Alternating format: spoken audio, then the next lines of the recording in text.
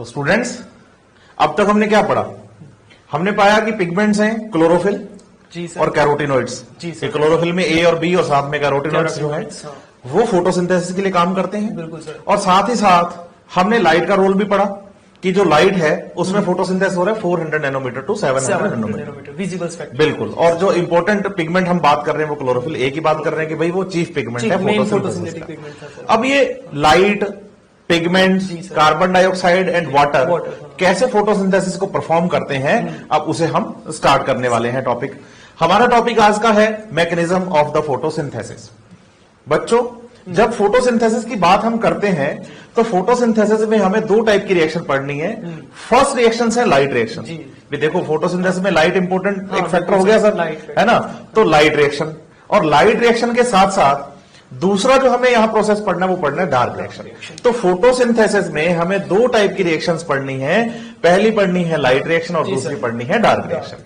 अब ये light reaction और डार्क रिएक्शन हो कहां रही है? क्लोरोप्लास्ट में। बिल्कुल सर, क्योंकि फोटोसिंथेटिक ऑर्गेनल जो है सेल का वो क्लोरोप्लास्ट है। जब क्लोरोप्लास्ट की बात आती है तो क्लोरोप्लास्ट में एक ग्रेना पार्ट है और एक स्ट्रोमा पार्ट है। ग्रेना पार्ट मेम्ब्रेनस पार्ट, जैसा कि हमने पढ़ा था क्लोरोप्लास्ट के स्ट्रक्चर पढ़ते टाइम हमने कहा था where does photosynthesis takes place. तब हमने कहा था कि ग्रेना पार्ट जो है वो मेम्ब्रेनस पार्ट। बिल्कुल सर, बिल्कुल। और मेम्ब्रेनस पार्ट में फोटोसिंथेटिक पिगमेंट्स प्रेजेंट होते हैं। तो फोटोसिंथेसिस के टाइम पे क्या होगा कि पहले तो लाइट ग्रेना पार्ट पर गिरेगी, मींस क्लोरोप्लास्ट का जो ग्रेना पार्ट है जहां पिगमेंट्स प्रेजेंट है वो लाइट एब्जॉर्ब करेंगे, लाइट का यूज करेंगे, और लाइट यूज करने के बाद वो चलाएंगे लाइट रिएक्शंस। मतलब लाइट रिएक्शंस जो हैं वो क्लोरोप्लास्ट के ग्रेना वाले पार्ट में, ग्रेनम वाले पार्ट में चलती हैं, और यहां पिगमेंट्स प्रेजेंट हैं। साथ ही साथ ये ग्रेनम पार्ट लाइट रिएक्शंस में यूज करता है वाटर का। जी बिल्कुल सर। और जब वाटर यूज होगा तो हम ये बात डिस्कस कर चुके हैं, और वैंडल ने इस बात को समझाया भी, और रोमेन और कामेन ने इनको प्रूव भी किया कि जो ऑक्सीजन है वो वाटर से निकलती है। तो लाइट रिएक्शंस के टाइम पे वाटर का जब यूज होगा तो ऑक्सीजन प्रोड्यूस होगी वाटर के ऑक्सीडेशन से। जी बिल्कुल। साथ ही साथ लाइट रिएक्शंस के टाइम पर प्रोडक्ट बनते हैं एटीपी और एनएडीपीएच। एनएडीपीएच, एटीपी और ऑक्सीजन, ये लाइट रिएक्शन के प्रोडक्ट हैं। लेकिन यहां जो ऑक्सीजन बनी है वो ऑक्सीजन तो चली जाएगी एटमॉस्फेयर में, फ्री हो गई एटमॉस्फेयर में, कि जो ऑक्सीजन प्रेजेंट है एटमॉस्फेयर में वो ऑक्सीजन जो फोटोसिंथेसिस से निकली है, जो ऑर्गेनिजम्स इनहेल कर रहे हैं, हम इनहेल कर रहे हैं। और जो एटीपी है और एनएडीपीएच2 है, ये एटीपी और एनएडीपीएच2 दोनों यूज आएंगे डार्क रिएक्शंस में फूड बनाने के लिए। मतलब हम कहेंगे आपने फर्स्ट हाफ फोटोसिंथेसिस, हाँ बिल्कुल बिल्कुल, लाइट रिएक्शन हो गया, और second half dark reaction. Second half, अच्छा, तो फर्स्ट हाफ जो ग्रेनम में चल रहा था, अब सेकंड हाफ अपना वो लिक्विड जो पार्ट है स्ट्रोमा उसमें चलेगा। स्ट्रोमा के अंदर जो अपने देखा भी, जैसे कि लाइट रिएक्शन के अंदर जो एटीपी और एनएडीपीएच बन के आए हैं, जी जी जी जी, उनके यूज से इस लिक्विड स्ट्रोमम में क्या होगा, बाहर से CO2 आई प्लांट के पास, एटमॉस्फेयर से कार्बन डाइऑक्साइड ली उसने, बिल्कुल सही बात है। उस CO2 को फिक्स करके इनको बनाना है शुगर बनाना है, मतलब कार्बोहाइड्रेट बनाना है। Very good. तो ये CO2 जो बाहर से आई, इस CO2 को हमें करना है यहाँ पे रिड्यूस, क्योंकि हमें पता है ग्लूकोज बनाने के लिए उसका रिडक्शन करना होगा। रिडक्शन करवाना, जैसे अपन स्टार्टिंग में पढ़ चुके हैं कि CO2 प्लस वाटर मिल करके ग्लूकोज बनाते हैं। तो जो वाटर वहां से टूटा, उसके हाइड्रोजन से NADPH लेके आ रहा है जी, उससे इस CO2 का करेंगे यहाँ पे रिडक्शन जी। तो अपन कहेंगे डार्क रिएक्शन जो होती है वो CO2 का रिडक्शन है। CO2 का रिडक्शन हमने इस हाइड्रोजन की वजह से कर लिया, और उसकी जो एनर्जी चाहिए उसके लिए वो हमने एटीपी से निकाली। एटीपी से एनर्जी लेकर के NADPH से हाइड्रोजन लेकर के CO2 का रिडक्शन हो गया यहाँ पे, और वही है हमारी डार्क रिएक्शन, जिससे बन गया शुगर। अब जैसे ही एटीपी से एनर्जी निकाल ली और NADPH से हाइड्रोजन निकाल लिए, इनको वापस से अवेलेबल करवा दिया फिर से आपकी लाइट रिएक्शन। मतलब एडीपी प्रोवाइड करवा दिया लाइट रिएक्शन को, और एनएडीपी प्रोवाइड करवा दिया कि आप फिर से हाइड्रोजन जोड़ के NADPH बनाइए, और एडीपी से फिर से एटीपी बनाइए। मतलब कंटिन्यू काम चलता रहेगा। तो एक तरीके से मैं देखूं तो ये क्लोरोप्लास्ट में लेबर डिवीजन हो गया, division of labour. Granum part को पार्ट फिक्स कर दिया कि भाई आप लाइट रिएक्शन करोगे, और स्ट्रोमा पार्ट को फिक्स कर दिया कि आप डार्क रिएक्शन, फूड बनाना कि आप डार्क रिएक्शन करो और फूड बनाओ। बिल्कुल। तो लाइट रिएक्शन चल रही है ग्रेना पार्ट में, और डार्क रिएक्शन चल रही है स्ट्रोमा पार्ट में। तो क्लियर लेबर डिवीजन हो गया ये क्लोरोप्लास्ट। बहुत अच्छे से मतलब इसने मैनेज कर रखा है अपने काम को, जैसे इस पार्ट को ये काम दे रखा है, इस पार्ट को ऐसे काम। जी, बिल्कुल। साथ ही साथ ये बात भी इंपॉर्टेंट हो जाती है कि जैसे लाइट रिएक्शन जो चल रही है, ये तो है ही लाइट ड्राइवर, जी, बिल्कुल कि सीधा लाइट गिरेगी और लाइट रिएक्शन चलेंगी। लेकिन साथ ही साथ अगर डार्क रिएक्शंस की बात की जाए कि भाई ये लाइट डिपेंडेंट है या नहीं है, जी, बच्चों को बहुत बिल्कुल कंफ्यूजन रहता है कि लाइट रिएक्शंस तो है, चलो नाम आ रहा है, क्लियर है कि भाई लाइट रिएक्शन है तो लाइट की वजह से हो रही है। क्या डार्क रिएक्शन भी लाइट पर डिपेंड करती है? बिल्कुल सर, बहुत अच्छा पॉइंट आपने पकड़ा। बच्चे यहाँ पे अक्सर क्या कंफ्यूज हो जाते हैं इस जी, वर्ड से, इस वर्ड से, डार्क वर्ड से कंफ्यूज हो जाते हैं। एनसीईआरटी खुद ही तो कह रही है ये एक मिसनोमर वर्ड है, मिसनोमर वर्ड है, भ्रांति मतलब भ्रामक, बिल्कुल बिल्कुल कंफ्यूजन हो जाए। हाँ जी, भाई डार्क रिएक्शन भी दिन में ही चलेंगी, लाइट की प्रेजेंस में ही चलेगी। ये अगर लाइट गिरेगी हाँ सर, तो लाइट रिएक्शन चलेंगे। बिल्कुल सर। अब लाइट रिएक्शन चलेंगी तो एटीपी और एनएडीपीएस तो बनेगा, और जब आप एटीपी और बिल्कुल ये बनाओगे तो ही हम डार्क रिएक्शन यहाँ पे चला पाएंगे। तो अल्टीमेटली बात निकल के यही आ रही है कि डार्क रिएक्शंस भी लाइट पर डिपेंड करती हैं, बस ठीक है डायरेक्ट डिपेंड नहीं कर रही, लेकिन लाइट रिएक्शन के जो प्रोडक्ट हैं वही काम आ रहे हैं, डार्क रिएक्शन में काम आ रहे हैं। बिल्कुल सर। तो ये हुआ clear division of labour in chloroplast. बिल्कुल सर। अब हम जब बात करते हैं फोटोसिंथेसिस की, हाँ जी सर। तो इसमें फोटोसिंथेसिस जो है, लाइट रिएक्शन जो है, वो भी कोई सिंगल स्टेप प्रोसेस तो है नहीं। हाँ बिल्कुल सर, है काफी ना? सारे स्टेप्स हो रहे थे। हाँ, तो काफी सारे स्टेप्स हो रहे हैं, तो ये सिंगल स्टेप प्रोसेस तो है नहीं इसमें। तो सबसे पहले अपन ये कहें कि जैसे लाइट आई, हाँ, उनको पिगमेंट्स ने एब्जॉर्ब किया, तो फर्स्ट स्टेप हमारा हो गया लाइट लाइट का एब्जॉर्प्शन, सबसे पहला काम ये है। लाइट आते ही यहाँ पे हमें पता था कि ये वाटर का इसने ऑक्सीडेशन किया, वाटर को तोड़ दिया। यहाँ पे स्प्लिटिंग ऑफ वाटर हम कहें या फोटोलाइसिस ऑफ वाटर कहें, वाटर टूटा। तो सेकंड स्टेप में जैसे वाटर टूटा तो उससे ऑक्सीजन बाहर निकल के एटमॉस्फेयर में चली गई। बिल्कुल। इसका मतलब हमारा सेकंड स्टेप हो गया water splitting and O2 release. और फिर देखिए जैसे ही ऑक्सीजन बाहर चली गई, वाटर टूटा, उसके इलेक्ट्रॉन्स और प्रोटॉन्स लेकर के हमने बना लिया यहाँ पे NADPH और बना ली ATP। तो थर्ड स्टेप में हम ये कह सकते हैं कि ATP और NADPH का फॉर्मेशन। इसका मतलब लाइट रिएक्शन के अंदर जो मेन चीजें होनी है वो है लाइट का एब्जॉर्प्शन, फिर वाटर का ब्रेकडाउन, O2 का रिलीज और ATP NADPH का फॉर्मेशन, जो कि फर्स्ट हाफ है हमारा। ये लाइट रिएक्शन तक होगा कि आपको भाई अल्टीमेटली ATP बनाना है, NADPH तो बनाना है और ऑक्सीजन बनाना है। अब ATP और NADPH तो बनने के बाद वो यूज डार्क रिएक्शन में होंगे, वो अपन बाद में डार्क रिएक्शन में पढ़ लेंगे। तो अभी हम लाइट रिएक्शन के बारे में डिस्कस कर रहे हैं। जी बिल्कुल। अब बात आती है कि जो ग्रेनम पार्ट है, ग्रेनम पार्ट में पिगमेंट्स प्रेजेंट है और वो लाइट को एब्जॉर्ब करके लाइट रिएक्शन को चलाते हैं। तो अब सबसे पहले तो बच्चों को ये पता होना चाहिए कि लाइट रिएक्शन वास्तव में है क्या, पिगमेंट्स कहाँ प्रेजेंट हैं, कैसे काम कर रहे हैं, कैसे लाइट को एब्जॉर्ब कर रहे हैं। तो अब हम इसी में ही आगे बढ़ने वाले हैं। जब हम बात करते हैं बच्चे व्हाट इज लाइट रिएक्शन की, तो ये हेडिंग हमारी एनसीईआरटी की ही है। अब देखिए ये व्हाट इज लाइट रिएक्शन वाले पैराग्राफ में हमें एनसीईआरटी समझाती है पिगमेंट्स के बारे में कि वास्तव में वो कहां प्रेजेंट है और कैसे काम कर रहे हैं। जी सर, जी सर। जैसे ये क्लोरोप्लास्ट है, क्लोरोप्लास्ट एक double membrane bound cell organelle है। इसके अंदर जो लिक्विड भरा हुआ है वो स्ट्रोमा है। स्ट्रोमा में मेम्ब्रेनस पार्ट प्रेजेंट होता है ग्रेना। अब ग्रेना में होती है थाइलेकोइड, फ्लैट स्ट्रक्चर्स हैं, मेम्ब्रेन बाउंड है। हाँ बिल्कुल सर। अब कुछ ग्रेना तो ऐसी हैं थाइलेकोइड्स जो ग्रुप बना रही है, ग्रुप बना रही है तो ग्रेना थाइलेकोइड्स हैं, स्टॉक बने हुए हैं, ग्रुप बने हुए, और कुछ सिंगल हैं जिनको हमने स्ट्रोमा थाइलेकोइड नाम दिया था। जी सर। अब बात आती है कि ग्रेना पार्ट जो है वो मेम्ब्रेनस पार्ट है और पिगमेंट्स वहीं प्रेजेंट है। बिल्कुल सर। है ना? अब इस पूरे ग्रेना पार्ट में अगर देखा जाए तो इसमें एक थाइलेकोइड जो है, एक थाइलेकोइड वो ग्रुप्स भी बना रही है। बिल्कुल सर। और वो सिंगल भी प्रेजेंट है। तो ऐसा करते हैं एक थाइलेकोइड को बाहर निकाल देते। अगर हमने थाइलेकोइड के बारे में अच्छे से स्टडी कर ली तो हमें पिगमेंट्स के बारे में अच्छे से पता चल जाएगा। थाइलेकोइड का पोस्टमार्टम। हाँ, तो यहां से एक थाइलेकोइड हमने बाहर निकाला, ये एक थाइलेकोइड मेम्ब्रेन है। अच्छा जी सर। इस थाइलेकोइड मेम्ब्रेन के अंदर की तरफ जो लिक्विड भरा हुआ है इसे ल्यूमेन कहा जाता है। यहां ये बात इंपॉर्टेंट है बच्चे के समझने के लिए कि जो क्लोरोप्लास्ट के अंदर यहां जो लिक्विड भरा है ना, ये तो है स्ट्रोमा। बिल्कुल सर। स्ट्रोमा। और ल्यूमेन हम किसे कह रहे हैं? जो थाइलेकोइड के अंदर, थाइलेकोइड को काटने के बाद अंदर जो थाइलेकोइड के अंदर जो लिक्विड आपको दिख रहा है, जी सर, वो लिक्विड जो है वो ल्यूमेन का है। तो स्ट्रोमा तो हो गया क्लोरोप्लास्ट का लिक्विड पार्ट और ल्यूमेन हो गया थाइलेकोइड के अंदर का लिक्विड पार्ट। और ये चारों तरफ से थाइलेकोइड मेम्ब्रेन से बाउंडेड है। अब ये थाइलेकोइड मेम्ब्रेन है। हाँ जी सर, ये थाइलेकोइड मेम्ब्रेन। अब इस थाइलेकोइड मेम्ब्रेन में प्रेजेंट होते हैं क्वांटासोम्स। अच्छा, क्वांटासोम्स क्या है? क्वांटासोम्स हैं पिगमेंट्स के ग्रुप्स। अच्छा, ग्रुप जो अपने थाइलेकोइड की मेम्ब्रेन में पिगमेंट्स थे वो ग्रुप में हैं, उनको क्वांटासोम। हमने क्या बोला? हाँ। कि जी photosynthetic pigment membranous part grana में प्रेजेंट है। ग्रेना में, बिल्कुल सर, सही है। बिल्कुल। अब ग्रेना में जो पिगमेंट्स प्रेजेंट है ना थाइलेकोइड मेम्ब्रेन के अंदर, ये बात इंपॉर्टेंट है कि ग्रेना पार्ट में भी पिगमेंट्स थाइलेकोइड मेम्ब्रेन में होते हैं। मेम्ब्रेन में होते हैं, बिल्कुल एम्प्टी स्पेस में या ल्यूमेन में या स्ट्रोमा में या यहाँ नहीं है, वो मेम्ब्रेनस पार्ट में मेम्ब्रेन के अंदर पिगमेंट्स प्रेजेंट है। बिल्कुल सर। अब जो अंदर पिगमेंट्स प्रेजेंट है वो पिगमेंट्स भी सिंगल सिंगल नहीं है, हाँ ग्रुप्स में। हाँ, ग्रुप्स में। और पिगमेंट्स के एक ग्रुप को हम नाम देते हैं क्वांटासोम। अच्छा, क्वांटासोम। क्वांटासोम।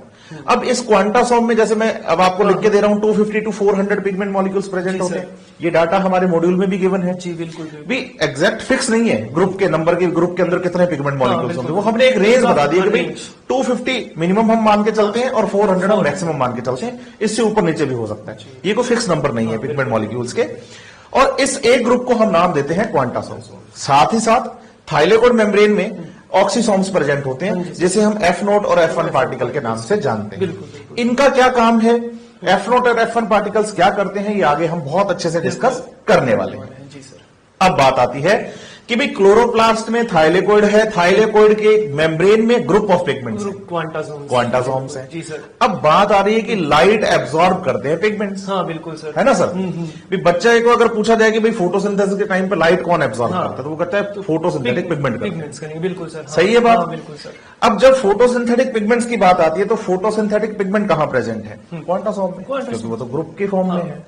तो अब हम क्या करेंगे, थाइलेकोइड मेम्ब्रेन में से क्वांटासोम को बाहर। अच्छा, इसमें सारे ही पिगमेंट्स हैं सर लगभग जो अपन पढ़ के आ रहे हैं, जिनकी बात कर रहे थे, क्लोरोफिल ए बी, कैरोटीन वगैरह, जो सारे, उसमें भी कैरोटीन, जेंथोफिल, वो सब जितने भी फोटोसिंथेटिक पिगमेंट्स हमने हायर प्लांट्स के लिए पढ़े हैं। बिल्कुल सही बात आपने बोली सर। यहाँ पर बच्चों आपको डाउट नहीं आना चाहिए ये कि जितने भी पिगमेंट्स हमने पढ़े हैं एक क्वांटासोम में, एक ग्रुप में, वो सारे प्रेजेंट हैं। क्लोरोफिल ए है, बी है, कैरोटीन्स है, जेंथोफिल्स, ये सब प्रेजेंट है।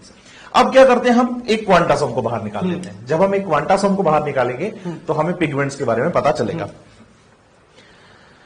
तो यहां से एक क्वांटासोम आया बाहर। जी सर। ये क्वांटासोम है ग्रुप ऑफ। अच्छा, ये बहुत सारे पिगमेंट के मॉलिक्यूल। बिल्कुल। ये जो आपको दिख रहे हैं ग्रीन कलर में, ये पिगमेंट मॉलिक्यूल है। और ये figure as it is NCERT का ही फिगर है।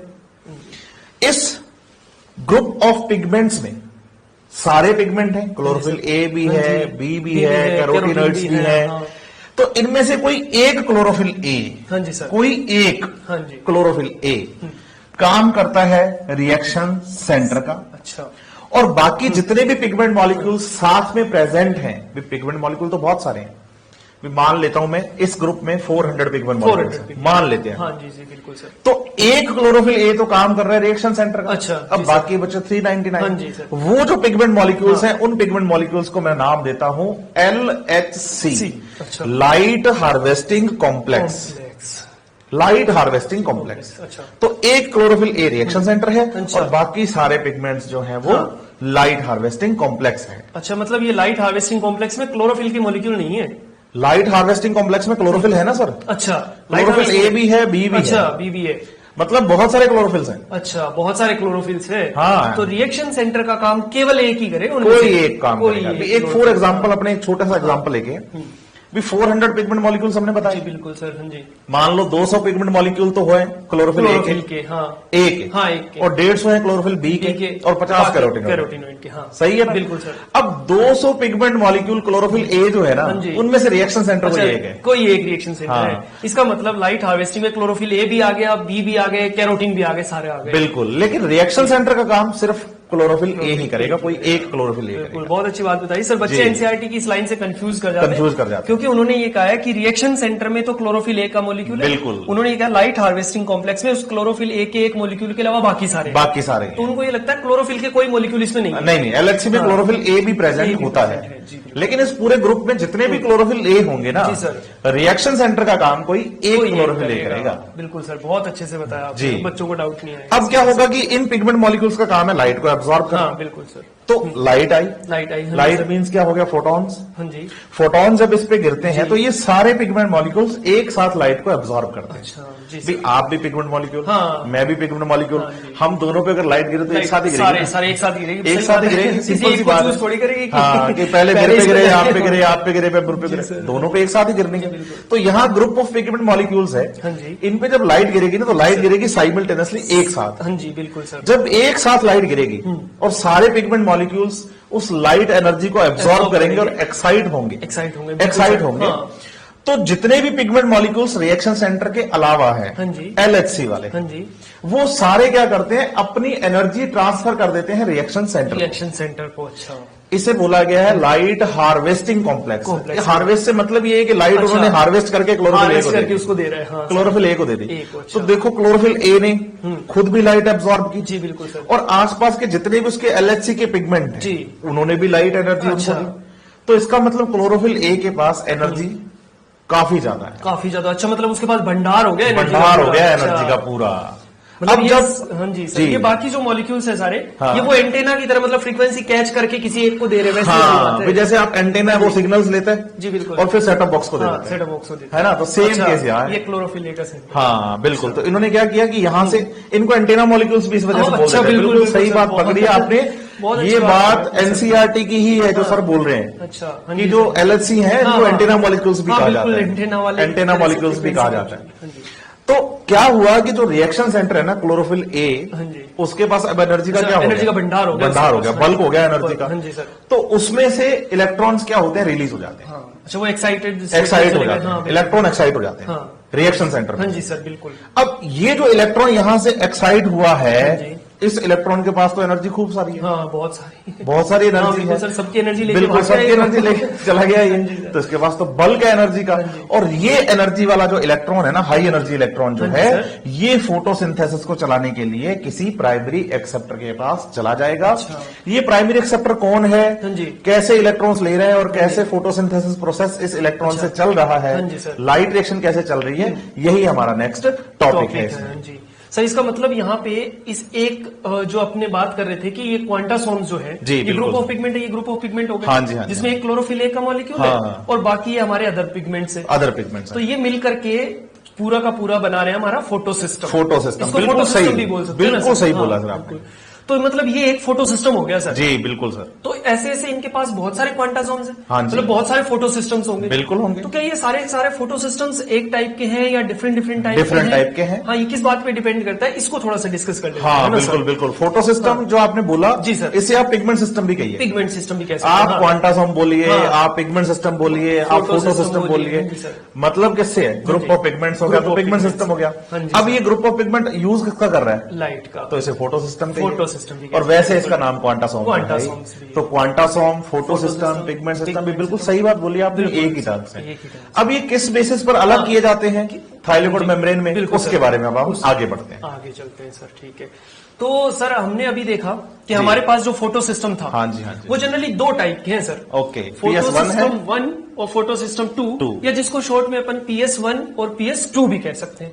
अब देखिए बच्चों, 1 और 2 के बीच में यहाँ पे कई बार कंफ्यूजन हो जाता है कि 1 और 2 इसको क्यों बोला, इसको 2 क्यों बोला, ये नाराज ना हो जाए कि इसको 2 क्यों बोला। तो जनरली ये जो बात है एनसीईआरटी ने क्लियर कर दी एकदम कि इसकी डिस्कवरी पहले हुई थी, इसकी PS1 की डिस्कवरी पहले हुई, इसलिए उसको फर्स्ट नाम दे दिया, इसके बाद में इसलिए सेकंड नाम दे दिया। ओके। जबकि काम दोनों एक साथ ही करते हैं, साइमल्टेनियसली। हाँ, वही बिल्कुल। बात है कि आप PS1 हो, हाँ, मैं PS2 हूँ, लाइट गिरेगी, दोनों में एक साथ ही गिरेगी बिल्कुल। लाइट नहीं एक्साइटमेंट तो दोनों में एक साथ ही है, कौन फर्स्ट है कौन सेकंड है, किस पे पहले गिरना, नहीं, लाइट तो बराबर गिरेगी, दोनों पे बराबर गिर रही है। तो फर्स्ट और सेकंड जो नाम दिया गया उनको डिस्कवरी के बेसिस पर नाम दिया गया। अब देखिए, हमने अभी बात की थी कि फोटो सिस्टम जो है उसमें क्लोरोफिल का एक मॉलिक्यूल है जो जी। रिएक्शन सेंटर है, और बाकी हमारे लाइट हार्वेस्टिंग कॉम्प्लेक्स। तो हमने इसको यहाँ पे लिख दिया, लाइट हार्वेस्टिंग कॉम्प्लेक्स और रिएक्शन सेंटर। जी। फोटो सिस्टम सेकंड भी वैसे ही होगा, रिएक्शन सेंटर और लाइट हार्वेस्टिंग कॉम्प्लेक्स से बना। अब लाइट हार्वेस्टिंग कॉम्प्लेक्स में हमें पता है सर वहाँ बहुत सारे मॉलिक्यूल्स थे जो कि प्रोटीन से बाउंड रहते जी बिल्कुल, प्रोटीन से बाउंड। तो अपन ये कह सकते हैं कि जो थाइलेकोड मेम्ब्रेन में पिगमेंट्स प्रेजेंट हैं, हाँ। और थाइलेकोड मेम्ब्रेन में जो ग्रुप ऑफ पिगमेंट है वो प्रोटीन से बाउंडेड है। है। बिल्कुल बिल्कुल सर। तो यहाँ पे देखिए, लाइट हार्वेस्टिंग कॉम्प्लेक्स में ये हमारे पिगमेंट्स हैं, लाइट हार्वेस्टिंग पिगमेंट, ये LHP की फुल फॉर्म है जी। और ये सारी डिटेल हमारे डायग्राम जो है मॉड्यूल में गिवन है। मॉड्यूल में गिवन है, अच्छे से, ओके, बिल्कुल ओके, सर। जी जी जी। तो लाइट हार्वेस्टिंग पिगमेंट्स और प्रोटीन्स को अपन ने पूरा ये लाइट हार्वेस्टिंग कॉम्प्लेक्स बोल दिया, LHC बोल दिया। अब फोटो सिस्टम 1 और 2 के अंदर ये LHC तो सेम ही है, मतलब वो एसेसरी पिगमेंट्स और जो प्रोटीन्स है वो सारी तो सेम ही है, बस डिफरेंस एक ही चीज का है, उनके रिएक्शन सेंटर का। जी, उसके बेसिस पे हमारे पास दो फोटो सिस्टम है। अगर रिएक्शन सेंटर की बात करूं मैं, जो फोटो सिस्टम 1 का है, तो उसको अपन कहते हैं कि P700, मतलब क्लोरोफिल का वो मॉलिक्यूल जिसका पीक 700 नैनोमीटर वेवलेंथ पे आता है, या हम कहें कि उसकी लिमिट उतनी है। इतनी लाइट को एब्जॉर्ब उतनी लाइट को एब्जॉर्ब कर सकता है। रिएक्शन सेंटर PS1 का भी क्लोरोफिल ए है और PS2 का भी क्लोरोफिल ए ही है, बिल्कुल। बस दोनों में लाइट एब्जॉर्ब करने की कैपेसिटी अलग अलग है। बिल्कुल सर, बहुत सही बात कही बच्चों, कंफ्यूज नहीं होना, ये भी क्लोरोफिल ए का मॉलिक्यूल है और ये भी क्लोरोफिल ए का ही मॉलिक्यूल है। बस डिफरेंस ये है कि इसका पीक 700 पे आता है, मींस ये 700 नैनोमीटर की वेवलेंथ तक को एब्जॉर्ब कर सकता है मैक्सिमम। इससे कम आएगी तो कर लेगा, लेकिन अगर 701 भी हुआ तो नहीं करेगा, लेकिन अगर 699 हुआ तो एब्जॉर्ब कर बिल्कुल तो कर लेगा। लेकिन PS2 का जो क्लोरोफिल मॉलिक्यूल है उसका पीक 680 तक का है, मतलब उसकी लिमिट या हम कहें वो केवल 680 नैनोमीटर वेवलेंथ तक को ही एब्जॉर्ब कर सकता है। तो बच्चों ये बात बहुत इंपॉर्टेंट है, देखिए PS2 680 नैनोमीटर वेवलेंथ तक काम करेगा जी, लेकिन उससे ऊपर हो गई तो PS2 काम नहीं कर पाएगा, PS2 काम नहीं कर पाएगा बिल्कुल। लेकिन PS1 700 तक काम करता है, इसका मतलब कि PS1 जो है वो 700 तक काम कर रहा है, मतलब इससे ज्यादा अगर आएगा तो PS1 काम नहीं करेगा, लेकिन कम में काम कर सकता है। और अगर 680 हुई तो दोनों ही काम कर सकते हैं, दोनों ही काम करेंगे, दोनों ही कर सकते हैं, क्योंकि 680 तो P700 से कम ही है ना। बिल्कुल सर। ये हमारे हो गए दो टाइप के फोटो सिस्टम, रिएक्शन सेंटर के बेसिस पे। दोनों का रिएक्शन सेंटर अलग है, बाकी सब सेम है। अगर रिएक्शन सेंटर याद रखना बच्चों P700 है तो वो रिएक्शन फोटो सिस्टम 1, और अगर रिएक्शन सेंटर जो है वो क्लोरोफिल का मॉलिक्यूल P680 पर बात करें तो फोटो सिस्टम सेकंड। तो यहाँ पी जो आप बोल रहे हैं बार बार, तो पी से मतलब हम पीक से ले लें, पीक से, बिल्कुल पीक मतलब लिमिट हो गई है। हाँ जी सर, लिमिट कि भाई ये लिमिट लिख दी गई है आपके सामने कि P700 है तो इसकी लिमिट 700 है, बिल्कुल सर। और P680 है तो इसकी वेवलेंथ एब्जॉर्ब करने की लिमिट 680 है। तो पी को मैं यहाँ पीक से मान लूं, लिमिट से मान लूं कि लास्ट लिमिट है। बहुत सही सर, बिल्कुल एकदम पीक। जी। तो आपने देखा कि थाइलेकोइड मेम्ब्रेन में दो तरह के पिगमेंट सिस्टम है, एक तो PS1 हुआ और दूसरा PS2 हुआ। PS1 का रिएक्शन सेंटर P700 और PS सेकंड का हो गया हमारे पास P680। अब ये प्रेजेंट है थाइलेकोइड मेम्ब्रेन में, बिल्कुल सर। अब दोनों एक ही थाइलेकोइड मेम्ब्रेन में है या अलग अलग थाइलेकोइड मेम्ब्रेन में है, ये भी बच्चों को डाउट आता है। बिल्कुल सर। तो चलिए इसके बारे में डिस्कस करते हैं। ये जो फिगर है बच्चे, ये इनकी प्रेजेंस के बारे में आपको बताया गया है थाइलेकोइड मेम्ब्रेन में, और ये फिगर भी आपके स्टडी पैकेज में मॉड्यूल में आपको मिलेगा, अच्छे से मिलेगा। अब देखिए, एक थाइलेकोइड मेम्ब्रेन की जब बात आती है तो थाइलेकोइड मेम्ब्रेन एक फ्लैटन स्ट्रक्चर है, जैसा हम बच्चों को बताते हैं कि फ्लैट स्ट्रक्चर है। अब ये एक थाइलेकोइड मेम्ब्रेन है और हम कह रहे हैं कि जो थाइलेकोइड्स होती हैं वो ग्रुप बनाती हैं। हाँ बिल्कुल सर। तो ग्रुप बनाती है तो एक थाइलेकोइड के ऊपर दूसरी थाइलेकोइड, उसके ऊपर तीसरी थाइलेकोइड, उसके ऊपर चौथी थाइलेकोइड, तो ग्रुप बनता है। ग्रेना बता रहे थे ना, हाँ, तो ग्रुप बनता है थाइलेकोइड्स का, है ना। तो एक थाइलेकोइड के ऊपर दूसरी थाइलेकोइड आई। हाँ जी। तो आप देखेंगे बच्चे कि इस थाइलेकोइड की ये वाली जो सरफेस है वो इस थाइलेकोइड की इस सरफेस को कवर कर रही है, हाँ जी, ढक रही है। जो सरफेस थाइलेकोइड को एक दूसरे को कवर कर देती है, हाँ जी, इन्हें हम बोलते हैं थाइलेकोइड्स का एप्रेस्ड पार्ट। देखो ये थाइलेकोइड दो हैं ग्रुप में, दोनों, बिल्कुल सर। और इस वाले हिस्से में यहां पर इन्होंने एक दूसरे को कवर कर दिया, तो इसको हमने एप्रेस्ड पार्ट बोला। जी सर, बहुत अच्छे। लेकिन जो पार्ट ओपन है एक दूसरे को कवर नहीं कर रहा, उसको हम बोलते हैं नॉन एप्रेस्ड पार्ट। सबसे ऊपर वाले का ऊपर वाला पार्ट और सबसे नीचे वाले का नीचे वाला पार्ट। बिल्कुल। तो आप इसे दबा हुआ पार्ट बोलते हैं, एक दूसरे ने जिस पार्ट को दबा लिया वो तो एप्रेस्ड हो गया, और जो ओपन है वो नॉन एप्रेस्ड हो गया। अब non appressed part direct stroma के टच में है, हाँ जी बिल्कुल, क्योंकि उसके ऊपर कुछ भी नहीं है, बिल्कुल सर। लेकिन ये डायरेक्ट स्ट्रोमा के टच में नहीं है। ये तो हुई ग्रुप वाली बात। और याद रखना है साथ ही साथ कि जो एप्रेस्ड पार्ट है उसमें पिगमेंट सिस्टम सेकंड प्रेजेंट होता है। अच्छा। तो देखिए, ग्रेना थाइलेकोइड के दो पार्ट हो गए, बिल्कुल सर। ग्रेना थाइलेकोइड वो होती है जो ग्रुप बनाती है, अब ग्रुप बनाने वाले के पार्ट भी दो हो गए, एक तो अप्रेस्ड और दूसरा नॉन अप्रेस्ड। जी सर। अप्रेस्ड पार्ट में तो मिलेगा PS2 और नॉन अप्रेस्ड पार्ट में मिलेगा PS1।